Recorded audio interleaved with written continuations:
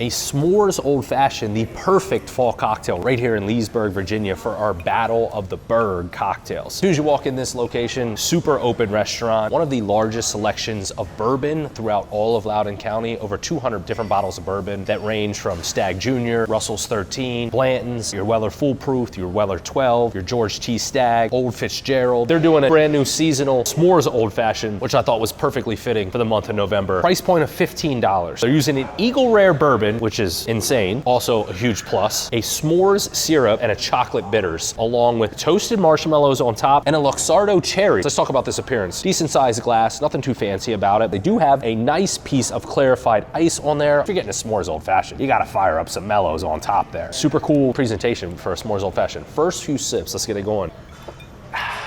You definitely get the chocolate and s'more flavor in there, but it's not overbearing, I promise you. If you like regular Old Fashions, this is a nice riff to get. It's not gonna be like overbearing on the sweet side. I think I'm gonna do roasted mellow, sip, followed up with a Luxardo. Cheers to all the Old Fashioned queens and kings. Let's get it going. The Old Fashioned King, the Old Fashioned King. With the mellow, it's crazy.